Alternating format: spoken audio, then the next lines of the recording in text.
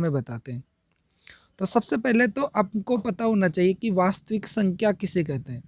तो दोस्तों, जो वास्तविक संख्या होती है, वास्तविक संख्या उसे कहते हैं जिसमें परिमेय और अपरिमेय संख्याओं के सम्मिलित संग्रह को या फिर समूह को हम वास्तविक संख्या कहते हैं। यानी कि समस्त परिमेय और समस्त अपरिमेय संख्याओं के सम्मिलित संग्रह को ही हम क्या कहते हैं, तो वास्तविक संख्या कहते हैं दोस्तों। तो ध्यान रखना दोस्तों, जो संख्याएं होती है, संख्याएं, ये संख्याएं दो प्रकार की होती है। एक तो होती है वास्तविक और एक होती है काल्पनिक। अब अपन से अगर कोई पूछे काल्पनिक संख्याएं किस प्रकार की रहती है या फिर किस तरह की रहती है, तो काल्पनिक संख्याएं उन संख्याओं को कहते हैं जो अंडर रूट के अंदर हो, और अंडर रूट के अंदर भी ऋणात्मक संख्या होना चाहिए। जैसे अपन बता देते हैं अंडर रूट -5, क्योंकि यहां से इसका मान नहीं होता दोस्तों। या फिर अपन बता सकते हैं -1, या फिर कह सकते हैं -3। जबकि जो वास्तविक संख्या होती है वो कई प्रकार की होती है दोस्तों। जैसे हम बता सकते हैं सबसे पहले प्राकृत संख्या, इसके बाद में पूर्ण संख्या, इसके बाद में पूर्णांक संख्या, आगे दे रखा है परिमेय संख्या, हो सकता है अपरिमेय संख्या। इस तरह से इन संख्याओं को हम क्या कहते हैं दोस्तों, इनको वास्तविक संख्याएं कहते हैं। चलो आज हम पढ़ते हैं प्रश्नावली 1 है, उसमें सबसे पहले तो तुमको ध्यान रखना है दोस्तों, शुरुआत में अगर मोस्ट इम्पोर्टेंट की अगर अपन बात करें तो क्वेश्चन यह भी बन सकता है कि यूक्लिड यूक्लिड विभाजन प्रमेयिका प्रमेयिका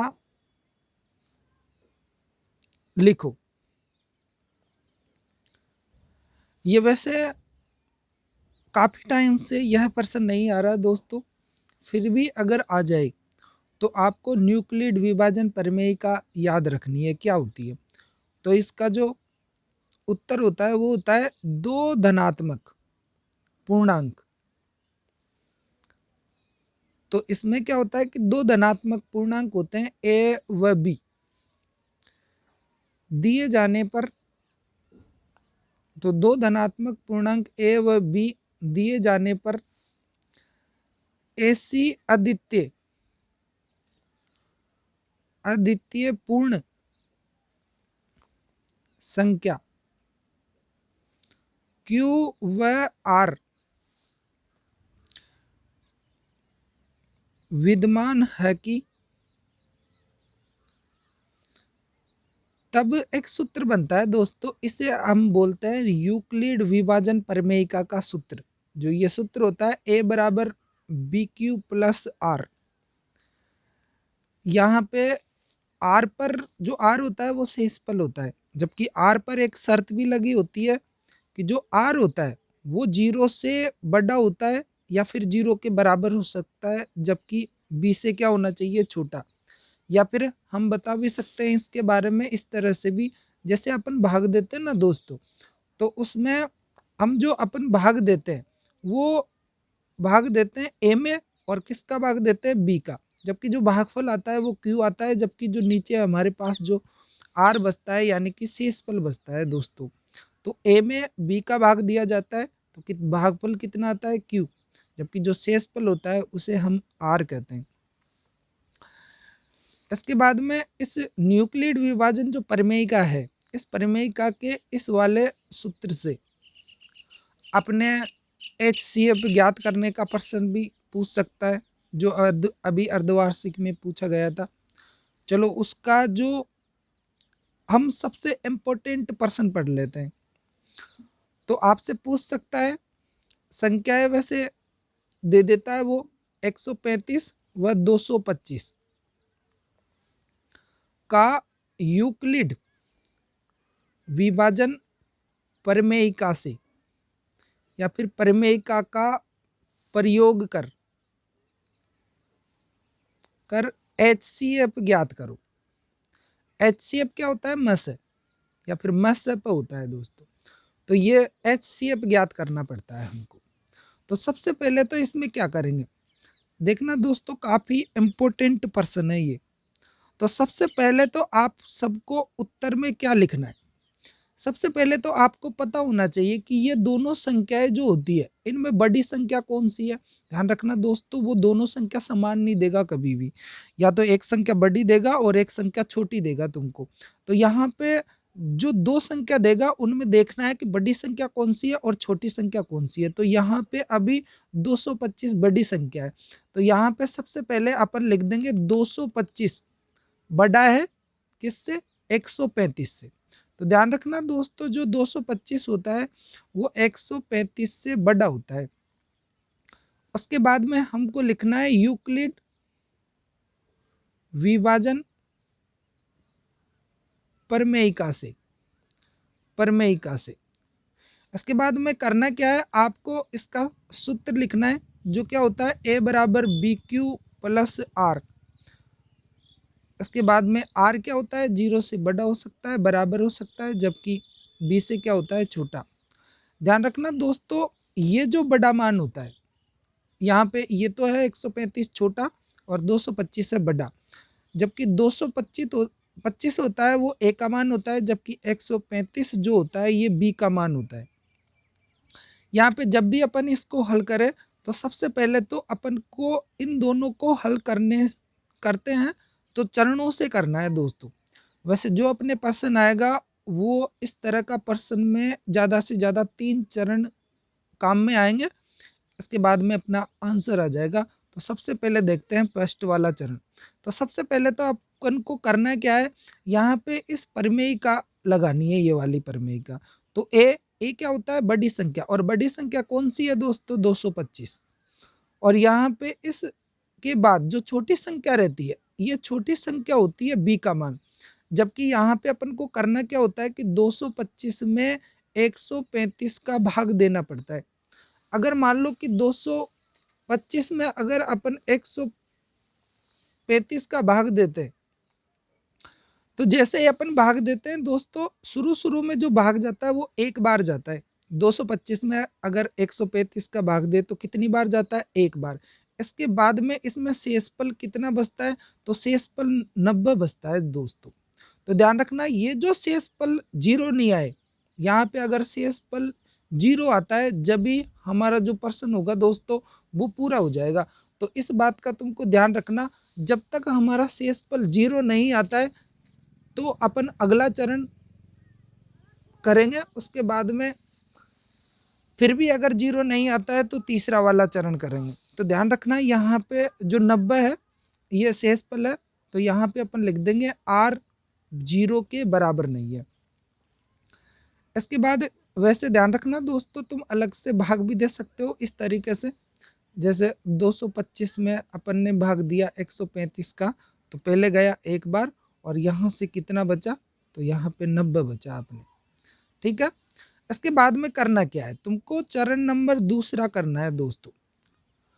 अब इसमें रही बात, ये ध्यान रखना दोस्तों कि फर्स्ट वाला जो चरण होता है वो तो सब सही कर देते हैं, लेकिन जब दूसरे चरण की बारी आती है तो दूसरे चरण में क्या है कि जब अपन संख्या लेते हैं तो वो सबसे ज़्यादा वही गलत करते हैं बच्चे। तो ये गलती आप मत करना। करना क्या होता है कि जब दूसरा वाला चरण होता है तो उसमें हम इस 225 संख्या को नहीं लेते, इसके अलावा जो ये जो भाजक संख्या होती है, ठीक है दोस्तों, क्या होता है, तो यहाँ पे ये जो भाजक संख्या होती है जिसका अपन पिछले टाइम में भाग दे रहे थे, और जो शेषफल होता है उन दोनों संख्याओं को लेते हैं दूसरे वाले चरण में। कहने का मतलब 135 और जो ये 90 है, इन दोनों में अपन प्रमेयिका का प्रयोग करेंगे, यानी कि इन दोनों संख्याओं पर हम न्यूक्लिड विभाजन प्रमेयिका का प्रयोग करेंगे।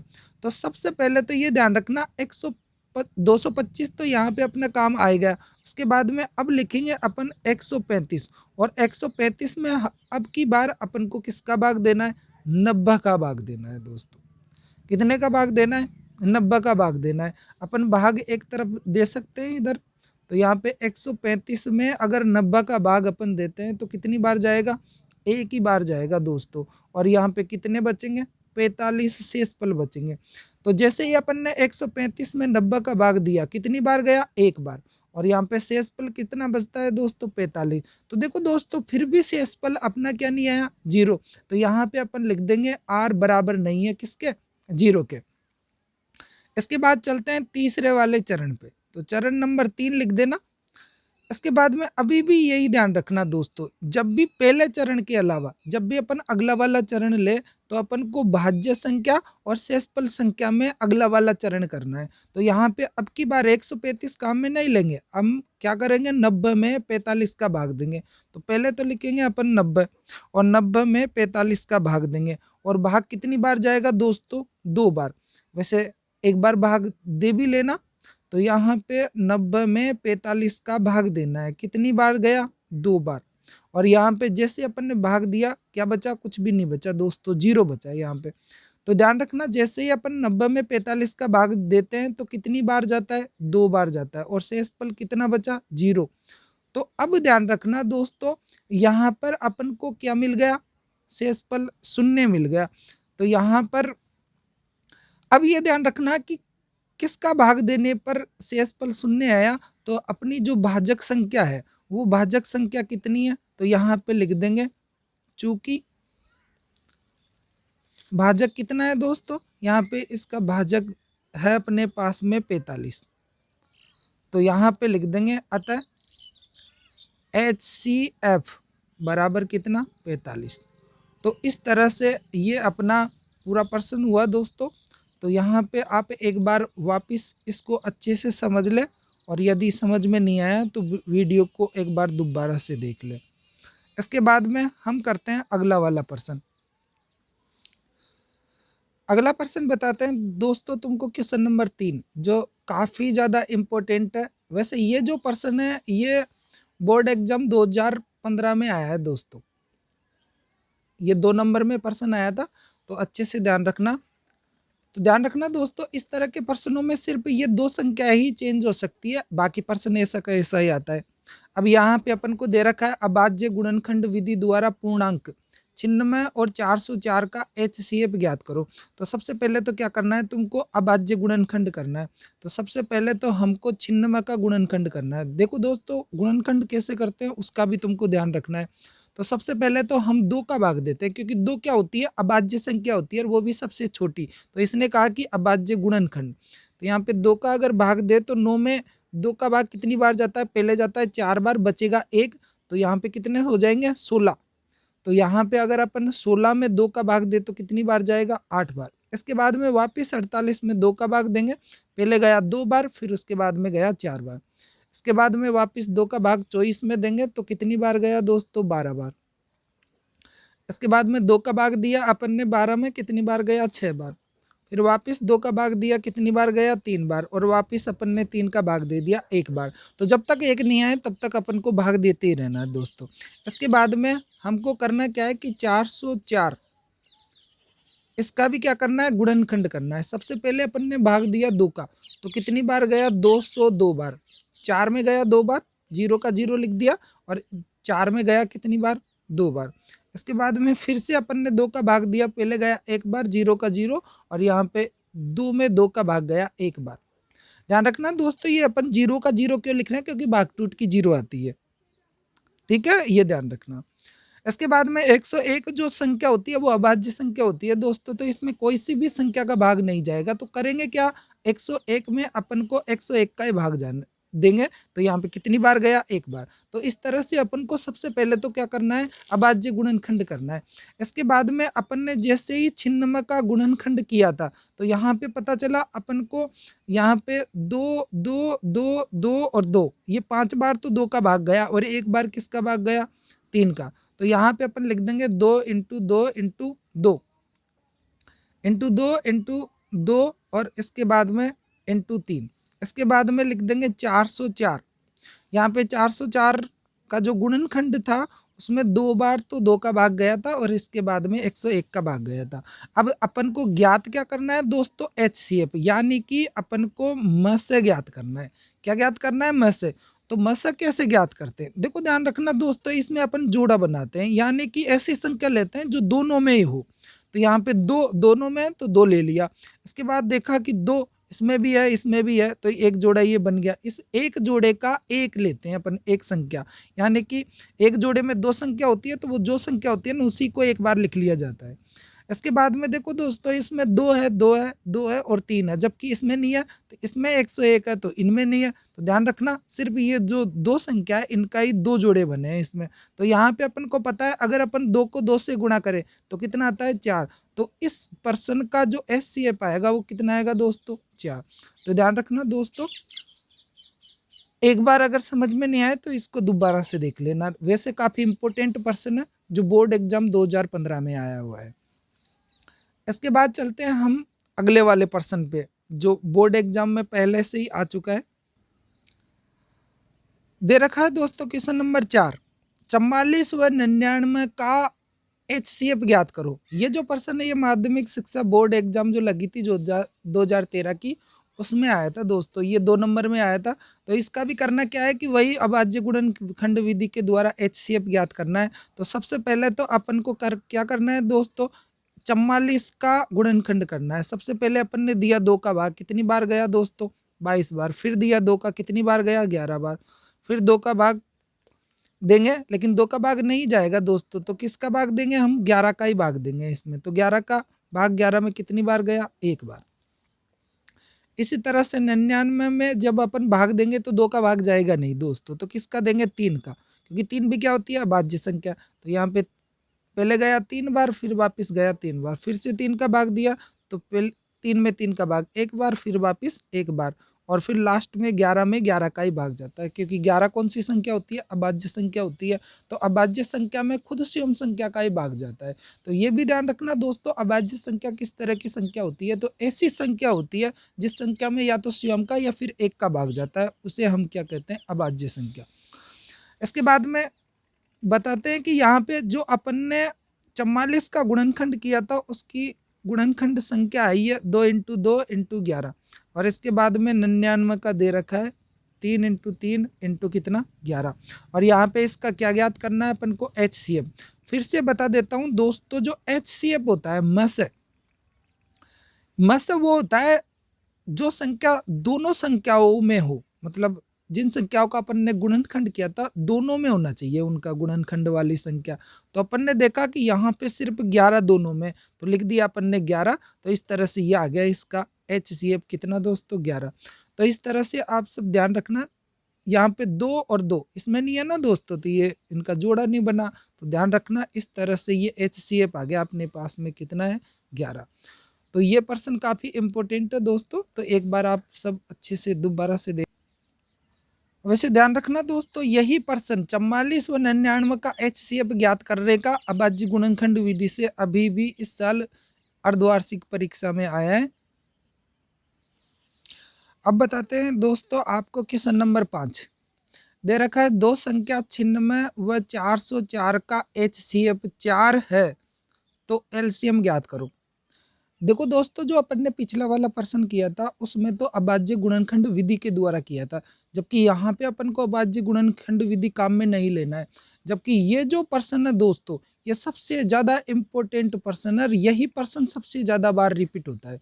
तो ध्यान रखना, इस तरह के प्रश्न अगर आ जाए तो इस तरह के प्रश्न को किस तरह से हल करेंगे। तो सबसे पहले तो तुमको क्या करेगा, वो 2 संख्या देगा, तो दोनों संख्या का या तो तुमको पहले से वो HCF दे देगा या फिर पहले से ही LCM भी दे सकता है। तो यहाँ पे इसका जो सूत्र होता है, पहले तो आप सबको क्या करना है कि इसका सूत्र का ध्यान रखना है दोस्तों। तो इसका सूत्र क्या होता है? सूत्र होता है पहली संख्या इनटू दूसरी संख्या, और बराबर में क्या होता है? LCM इनटू HCF होता है दोस्तों। तो ये जो प्रश्न है ये कन्फर्म अब की बार भी आ सकता है, इस बात का तुम ध्यान रखना। अभी भी ये अर्धवार्षिक परीक्षा में आया है दोस्तों, तो काफी ज्यादा इंपॉर्टेंट प्रश्न है। वैसे 9वीं क्लास 10वीं क्लास सभी क्लासों में आता है ये प्रश्न, और ये कई बार आ चुका है पहले भी। तो सबसे पहले तो ध्यान रखना दोस्तों, जो पहली संख्या और दूसरी संख्या जो होती है, जो दो संख्या जो उसने अपन को दी है, वही संख्या होती है, पहली संख्या और दूसरी संख्या। तो यहाँ पे ये दोनों संख्या दी है उन्होंने, तो लिख देंगे 96 इंटू कितना 404। इसके बाद में बराबर एलसीएम पूछा है, तो यहाँ पे एलसीएम नहीं है अपने पास में, जबकि एचसीएफ है दोस्तों अपने पास में, कितना है 4, तो यहाँ पे 4 दे दिया। ध्यान रखना दोस्तों, इस सूत्र में 4 मान होते हैं, इन 4 में से तुमको 3 मान तो वो दे देगा और 1 मान तुमसे पूछेगा, कोई सा भी पूछ सकता है, इस बात का तुम ध्यान रखना। इसके बाद करना क्या होता है कि 96 इंटू 404 को तो लिख देना और इसमें किसका भाग दे देना, इधर की तरफ 4 का भाग दे देना। तो यहाँ पे अपने पास क्या निकल के आएगा, एलसीएम निकलेगा दोस्तों। इसके बाद में जैसे हम इसमें 4 का भाग देंगे, तो 4 का भाग किस में देना है दोस्तों, आपको 4 का भाग 96 में देना है। सबसे पहले तो 96 में अगर 4 का भाग दे तो 9 में 4 का भाग जाता है कितनी बार, 2 बार, क्योंकि 4 दूना कितना होता है 8, कितना बचा 1, 1 के पीछे अगर 6 लगाएंगे तो कितने हो गए दोस्तों 16, और 4 चौकू कितना होता है 16। इसके बाद में करना क्या होगा कि 24 को हमको 404 से गुणा करना है दोस्तों। क्या करना है, 24 को 404 से अगर अपन गुणा करते हैं तो कितने आते हैं, 96 आते हैं दोस्तों। तो ध्यान रखना जो एलसीएम आया अपने वो कितना आया, 9600 और 96 आया दोस्तों।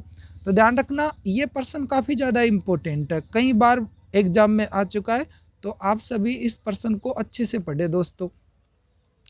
इसके अलावा और भी प्रश्न है जो काफ़ी ज़्यादा इम्पोर्टेंट है, वही प्रश्न बताए जा रहे हैं तुमको।